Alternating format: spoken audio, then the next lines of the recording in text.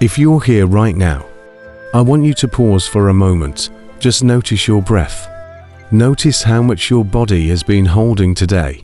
You've been carrying thoughts, worries, expectations, some of them so heavy that no one else even knows you're struggling with them. And maybe you haven't had a quiet moment for yourself in a long time. So tonight, this story is yours. A story meant to slow everything down, to let your mind soften the way warm light spreads across a dark room. Before we travel back in time, I want you to feel some. Anything simple, you're allowed to rest here. You're allowed to let go. Now, imagine the world outside your window growing softer. As if someone gently lowers the volume of life, the noise fades. The tension loosens, your breath becomes easier, and slowly, another version of Manhattan begins to appear. Not the one crowded with screens and taxis, but an older, quieter island, where nights were slower, homes glowed with golden lamplight, and footsteps on the street sounded like soft whispers on stone. Tonight, we'll walk through that forgotten Manhattan together.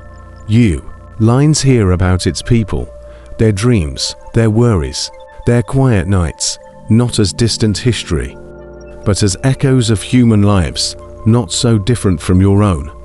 Each part of this journey will take you deeper into calm, deeper into the gentle weightlessness right before sleep. So take one more slow breath and let the past open its doors. Our story begins now. As you settle a little deeper into your pillow, I want you to picture Manhattan, but not the Manhattan you know. Not the tall towers, not the bright screens, not the rushing people who always seem to be late or something. No, we're going further back to a quieter island, an island where the rhythm of life moved at the pace of a calm heartbeat. Imagine walking down a wide avenue, just as the last light of day melts into evening. The air feels cooler now, a soft breeze brushing across your face, like a gentle reminder that night brings rest. Gas lamps begin to glow, one by one, their warm halos falling onto the stone streets. Carriages roll slowly past, their wheels making a soothing, distant murmur. Steady, steady. Like a lullaby the city once knew by heart, you breathe in, and the world smells of rain on old brick, of cotton fabric drying by open windows, of dinners cooking somewhere behind closed doors. Families gather in parlors, lit by golden lamps. Children curl up with books, math, stitch fabric with tired but loving hands. Workers return home, exhausted, but grateful for warmth and shelter. This Manhattan is gentle human, soft around the edges, and some air between these quiet homes and the darkening sky above. You can feel something shifting, the beginnings of a dream that will reshape the entire island. A dream made of stone walls, grand staircases, and shimmering halls. A dream built by people whose lives were bigger than their footsteps could hold. But for now, let that dream rest. Let the city breathe. And let yourself breathe with slowly, deeply, as Manhattan drifts into night and prepares to reveal the first of its vanished palaces. Now that the city around us has softened, let's step quietly toward the first home of our journey, a mansion where light itself once lived. The Tiffany Mansion. Before we enter, pause for a moment. Feel the gentle weight of the evening around you, like a warm blanket settling over our shoulders. You stand before a limestone facade that glows faintly under gas lamps. Not bright, not imposing, just calm, steady, inviting. As we open the heavy wooden door, a soft warmth greets you, not heat, but a feeling, the kind that reminds you of coming home after a long day. Inside, footsteps echo gently across polished floors. Somewhere deeper in the house, you hear the soft clinking of glass, delicate, rhythmic, almost musical. It leads you up a quiet staircase, each step lighter than the last.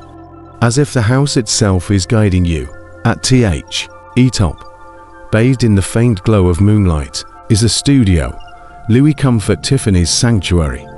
Shards of colored glass rest on tables like sleeping petals, blues that feel like the evening sky, greens like leaves after rain, ambers like candlelight softened by a lampshade. Louis often worked here long into the night, not out of pressure, but out of love for color, for beauty, for the quiet hours when the world stops asking for anything. You can almost see him now, leaning close to a lamp he's shaping, eyes soft with focus, breathing slowly as he tries to capture the glow of a sunset inside a piece of glass.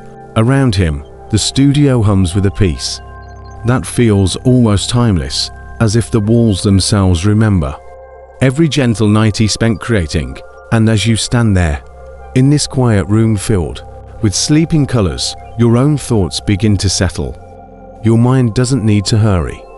It doesn't need to solve anything right now. All it needs to do is rest with the light. As you step away from Louis' studio, the house seems to exhale with you. A long, quiet breath that echoes down its hallways. The air here feels different, soft, warm, like a place that has seen many evenings just like this one, filled with gentle footsteps and rooms drifting towards sleep. You walk slowly through a long corridor where the walls carry a faint scent of old paper and polished wood.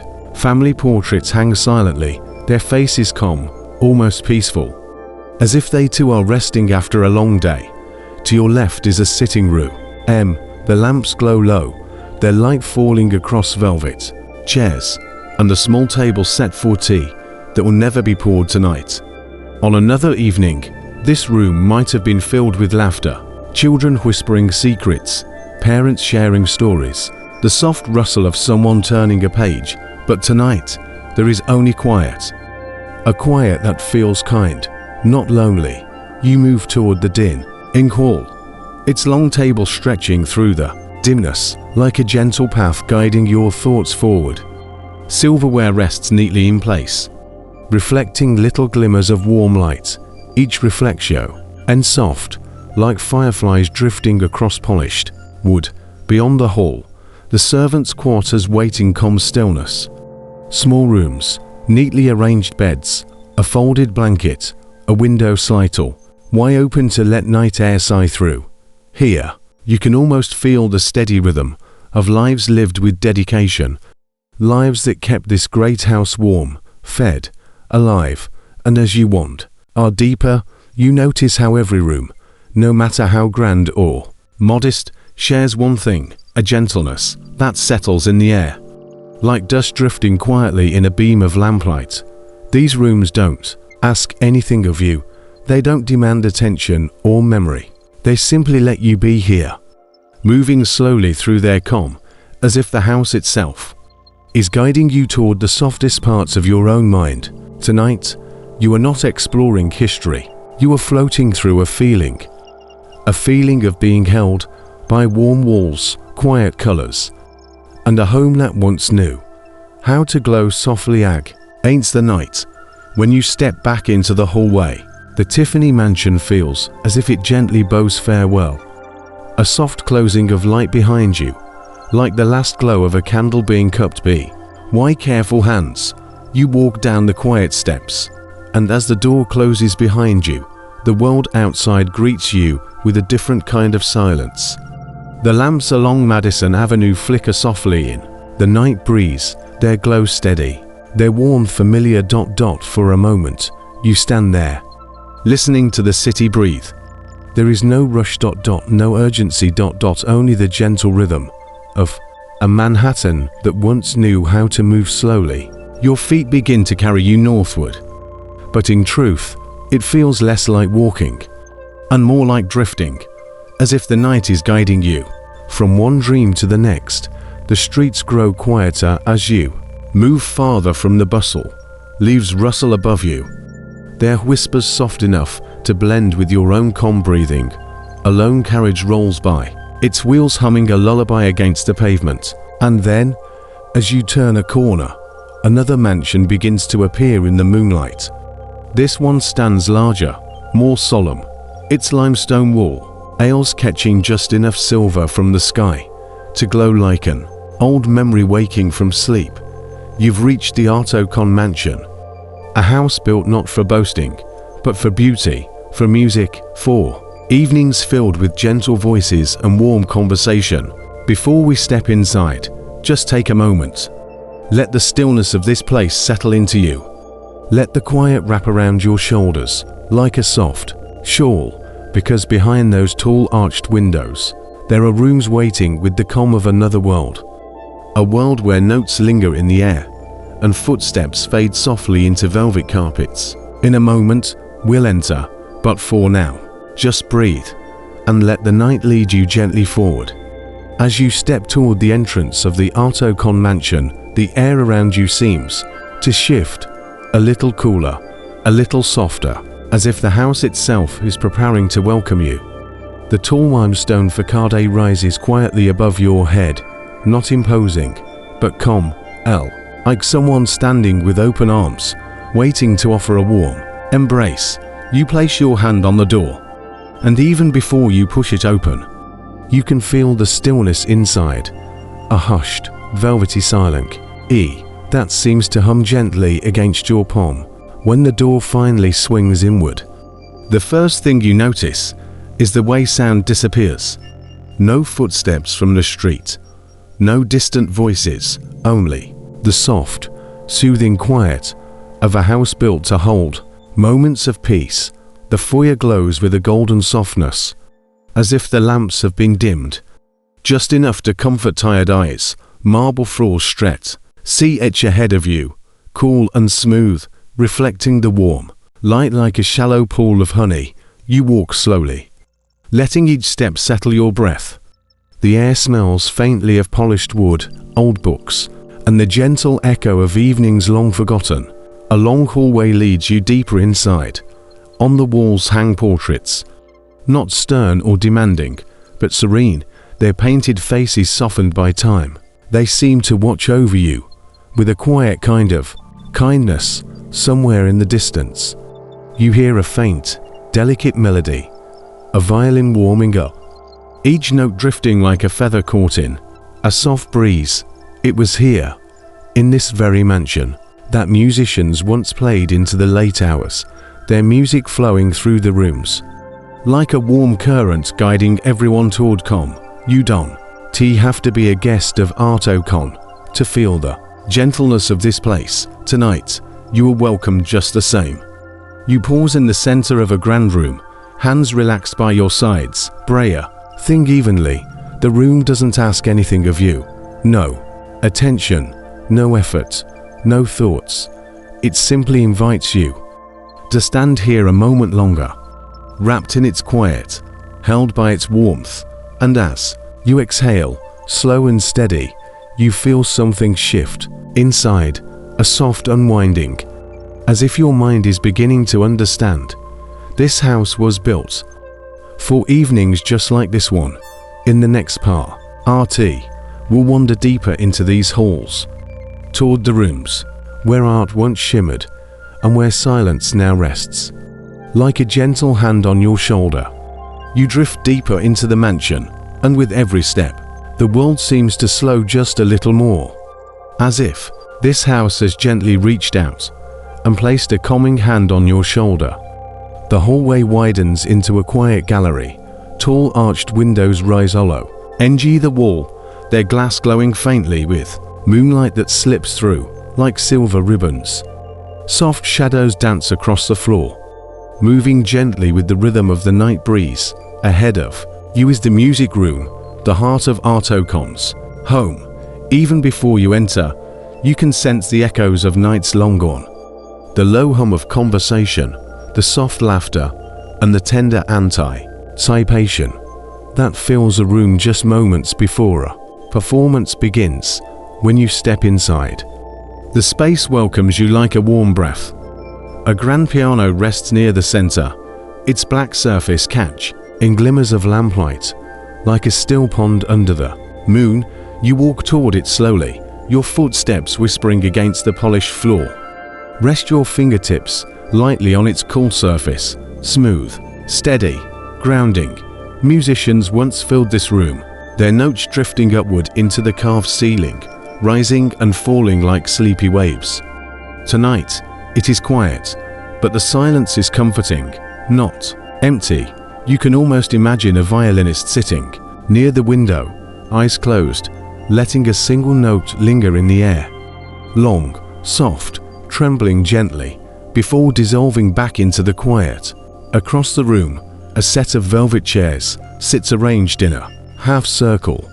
If you close your eyes for a moment, you can picture guests sinking into them, wrapping shawls around their shoulders, exhaling slowly as music washes over them like warm rain. This was a home built for connection, not the loud, hurried kind that fills most days, but the gentle kind. The kind that happens in small smiles, shared glances, and the calm that settles when people gather, simply to feel something beautiful.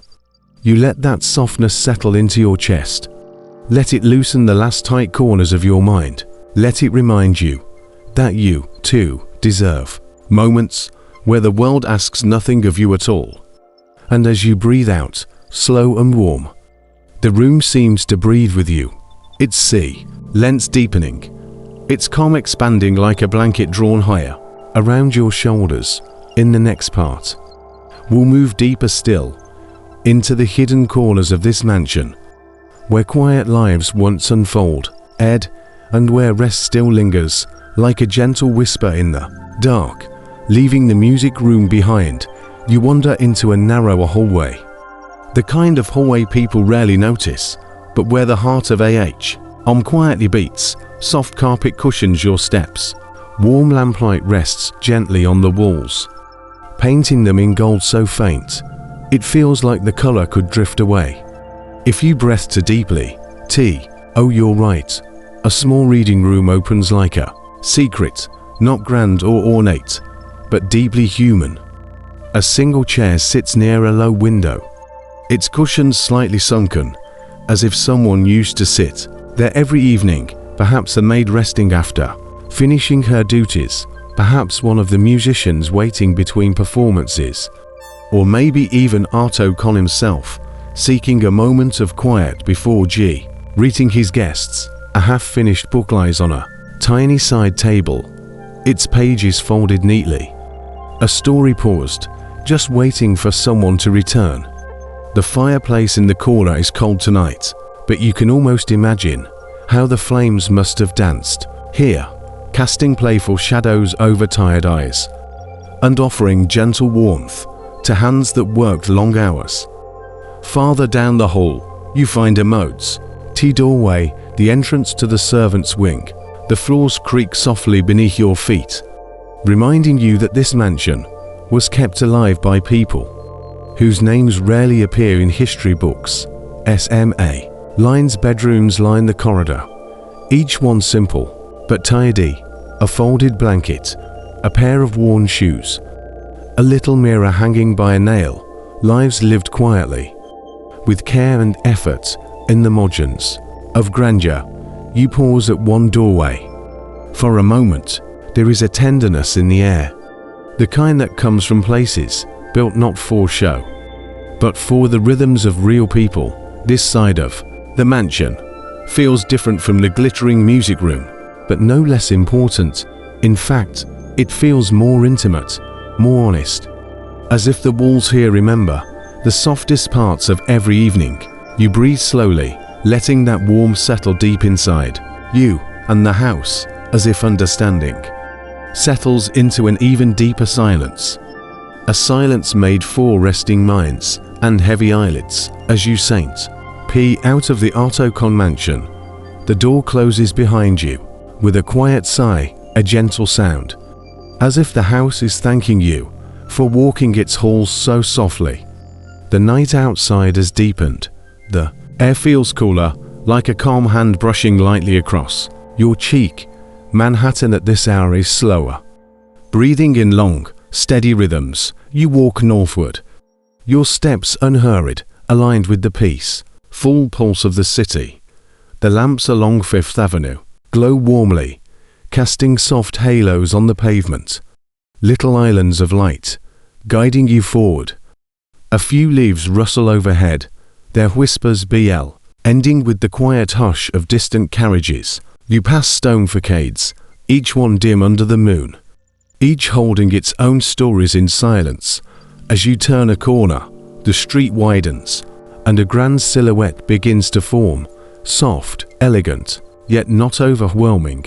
This is the mansion of Mrs. Carolyn Astor, the woman who once shaped New York society. With a single lift of her chin, or a single name written or omitted from her famed guest list. Tonight, however, the mansion is still. Its tall windows hold only faint glimmers of reflected moonlight. The wide steps leading to the entrance look less like a stage and more like a place where someone might sit to breathe for a moment. After a long evening, from here, you can feel traces of the life that once filled this place. The quiet preparations of servants before a grand ball, the soft sweep of gowns across marble floors, the echo of an orchestra warming up in a room so large it could hold 1,000 heartbeats. But tonight, all of that has settled. The mansion seems to exhale, releasing the weight of reputation and expectation, revealing something gentler, almost tender. You take a step CL. Ozo. The stone walls hold a calm warmth, as if they still remember the countless nights when guests left late and the house could finally rest. Before we go inside, pause with me here. On the steps, feel the quiet, feel the softness, feel how even a home once built for power can, in the stillness of night, become a sanctuary for anyone who approaches with a gentle heart. In the next part, we'll open the doors to Mrs. Astor's world, not the dazzling ballroom of prestige, but the quiet, glowing chambers that only reveal themselves when the city sleeps. You place your hand on the cool brass handle of Mrs. Astor's great front door. For a brief moment, you can almost feel the history humming beneath your fingertips.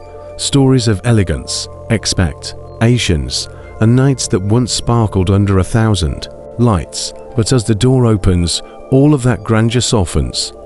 The first thing that greets you is a hush. Not an empty silence, but the kind that feels like stepping into a library. After everyone else has gone home, the foyer glows under dimmed lamps, the marble floors reflecting gentle waves of warm light. You walk slowly, your footsteps quiet, almost hesitant, as if the house itself encourages you to move gently, to breathe softer, to let the day's weight slip from your shoulders. To your left is the grand sty, Raker SE. In the past, it carried gowns, gloves, jewels, and the confident steps of those who belong to the 400. But tonight, the staircase feels different. Restful, peaceful, almost relieved. You glide your fingertips along the banister. It's smooth, polished by countless hands, some proud, some nervous, some simply trying their best not to be noticed. Farther inside, a quiet sitting room waits. The furniture, once arranged for powerful conversations, now sits still, resting in the soft glow of a single lamp.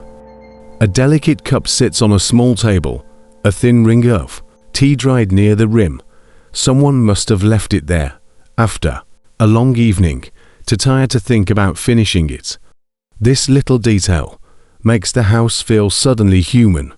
Not a palace of judgment and rules, but a home where someone, even the most powerful woman in New York, must have had nights when she simply wanted quiet.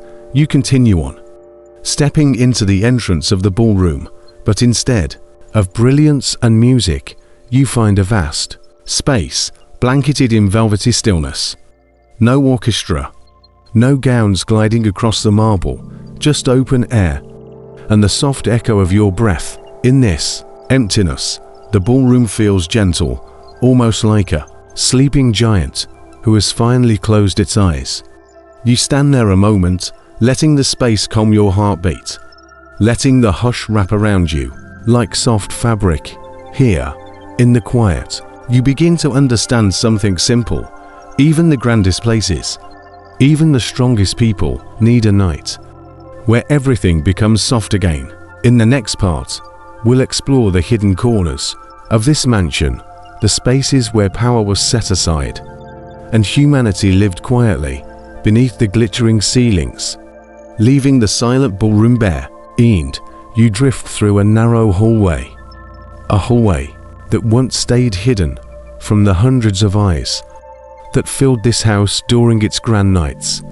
Here, the lights are softer, the carpets deeper, the air warmer, as if this part of the mansion held the quieter pieces of Mrs. Astor's life. You step into a small private parlor, and immediately, the energy shifts. Gone is the weight of reputation. Gone is the pressure of hosting the city's elite. Instead, the room feels warm, almost like a sigh of relief. A faint scent of lavender lingers in the air, as if the windows were once opened to let in the breeze from Central Park, carrying with it the soft perfume of the trees. A delicate writing desk sits near the window, its surface scattered with old envelopes and unsealed letters. You can almost picture Mrs. Astor sitting here, long after the music stopped, shoulders relaxed, hands steady, finally free of the expectations that followed her every step. Beside the desk, a quiet armchair waits.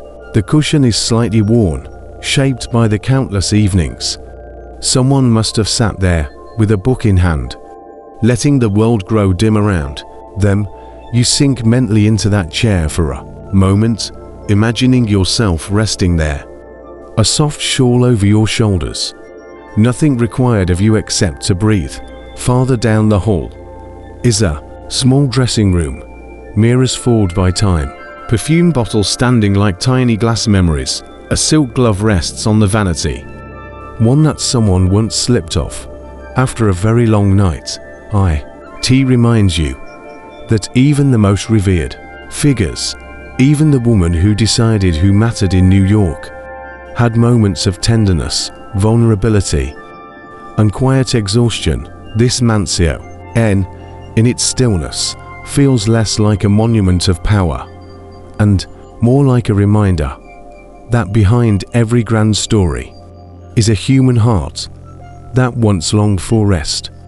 And as you breathe in gently, you let that true th settle inside you softly, warmly, like the feeling of sliding under a heavy quilt. In the next part, we'll step outside again and begin drifting toward the next mansion, another quiet chapter, waiting in the night. When you step out of Mrs. Astor's mansion, the door closes behind you with a softness that feels almost like a gentle goodnight. The street outside is quieter now.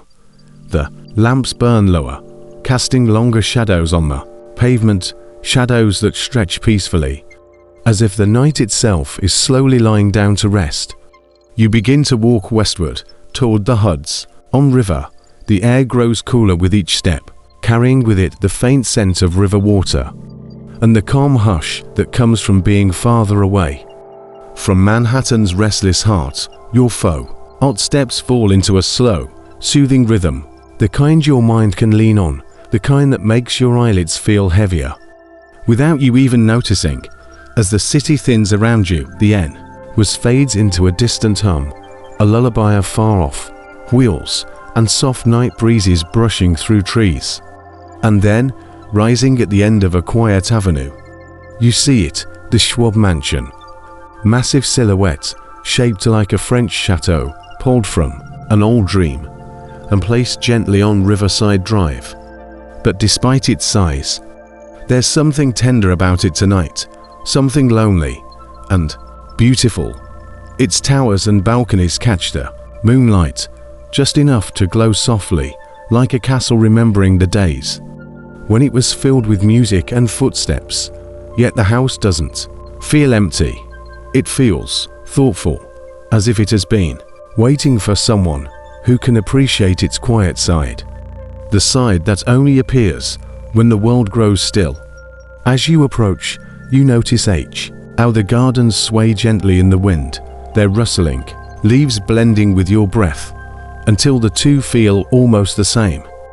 A few windows hold faint reflections of the night, but no bright lights, no voices, no parties, just the calm presence of a grand home that learned, over time, how to be gentle with itself.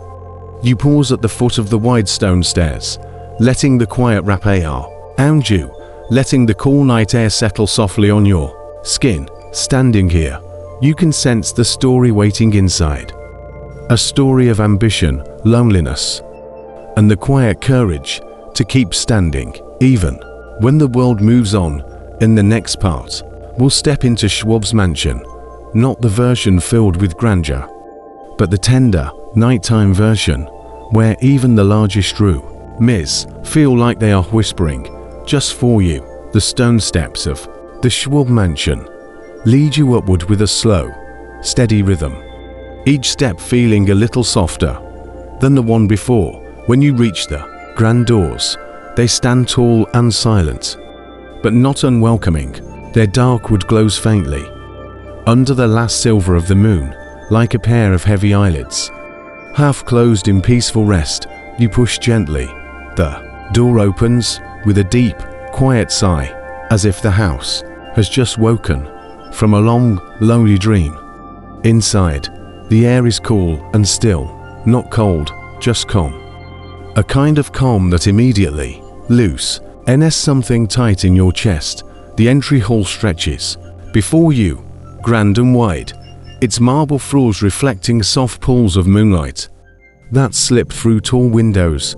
But despite the scale, you don't feel small. You feel held, like the house senses your presence and settles a little deeper into its own silence, making room for you as you walk forward. Your footsteps echo lightly, not sharply, but like gentle ripples spreading across still water. You pause at a grand salon, its doors slightly ajar. Inside, a massive fireplace sits unlit, but the room still carries a faint warmth, the kind left behind by years of conversations, music, and quiet evenings. The chairs are arranged in a soft circle, as if waiting for people who never arrived, and somehow their emptiness feels comforting, like an invitation to finally rest without expectation. A long curtain sways near a window, moved by a breeze so gentle you barely feel it. For a moment, it almost looks like a slow, sleepy breath. You wander deeper. A library opens on your right, its shelves filled with books that have absorbed decades of quiet. A single lamp on the desk glows faintly, as if someone once forgot to blow it out. After reading late into the night, you imagine Charles Schwab himself, sitting there, not as a steel magnate or a titan of industry, but as a tired man looking for a moment of peace after carrying far too many expectations. A man who built a palace, not just to impress the world, but perhaps, in some small way, to find a place to breathe. And suddenly, you understand the softness of this mansion. It isn't proud tonight, it isn't grand, it isn't showing off, it's simply resting. Just like you. In the next part, we'll explore quietest corners of the Schwab mansion, the rooms where silence feels thick enough to cradle even the most restless thoughts. As you wander deeper into the Schwab mansion, the rooms begin to feel smaller, quieter, as if the house itself is guiding you toward the softest parts of its memory. You step into a narrow hallway. The wallpaper is faded now, its pattern softened by time, like colors washed gently by raw. At the end of the hall, is a bedroom, simple compared to the grand salons, yet somehow far more human. A single armchair rests near the window. Its fabric is slightly worn, in the shape of someone who once sat here often, watching the river shimmer in the late evening light. You stand in the doorway, And imagine Charles Schwab in that very chair, not as a steel legend, not as a wealthy titan, but as a man who once dreamed too big, loved too fiercely, and wished, perhaps only at night, for something quiet. For a moment, you let that understanding settle inside your chest, that even the grandest stories end in rooms like this, with stillness, reflection, and the gentle unraveling of a long day. You slowly turn back toward the door, and as you walk away, the mansion seems to exhale behind you, a soft farewell, grateful you walked gently through its memories. Outside, the night feels deeper, warmer. A breeze drifts through the trees, carrying you onward, toward the final mansion of our journey. In the next part, we'll visit the Frick Mansion, a place where art, quiet, and gentleness still live in every corner. As you continue walking through the night, the city shifts around you, the buildings becoming calmer, the shadows longer, the air softer against your skin. Then, at the edge of Fifth Avenue, Frick Mansion appears, unlike the others. It doesn't loom, it doesn't shimmer with grand ambitions or cling to memories of vanished glory. It simply rests, a low, elegant facade of limestone, quiet in its beauty, gentle in its presence, like someone sitting peacefully at the edge of a garden, hands folded, breathing in the night. You step through the tall iron gates, and immediately you feel it, the shift. The world outside fades into a soft blur, the sounds grow distant, your heartbeat falls into a slower rhythm, guided by the calm of this place. Inside, the halls are dim but warm. Paintings line the Washington ales, soft colors under soft light, as if even the artwork knows not to speak too loudly at this hour. You walk into the garden court, the heart of the mansion. Water trickles from a fountain at the center, its sound gentle, rhythmic, like a quiet conversation between stone and time. The air smells faintly of greenery and old marble. It feels safe here, like a sanctuary built for thoughts that need slow breathing and tired minds. Seeking stillness, you take a seat on one of the benches. The stone is cool beneath you, steady, grounding. This room, this mansion, feels alive, not in the way a bustling home is alive, but in the way a resting soul is alive. Calm, unhurried, thoughtful, and you realize something. As you sit in the soft glow of this quiet room, of all the great mansions we visited tonight, this is the one that has survived, not because it shouted the loudest, but because it learned how to whisper. It embraced stillness, it preserved gentleness, and in doing so, it preserved itself. The night grows deeper, your breath grows slower, and the mansion seems to breathe with you, exhaling all the heaviness you carried in. In the next part, our final chapter, we'll leave Frick Mansion and look back over the entire journey, letting Manhattan's lost palaces fade softly into the night. As you drift toward sleep, when you step out of the Frick Mansion, the world outside feels different, as if the night has settled more deeply, wrapping the city in a blanket woven from stillness and soft shadows. You take a slow breath, the kind where your lungs stretch just a little, then relax completely, the kind that tells your body it's finally time to rest. The street is quiet. The lamps glow faintly, their light blurred at the edges, like sleepy eyes slowly closing. And as you begin walking, the journey you've taken tonight follows gently behind you.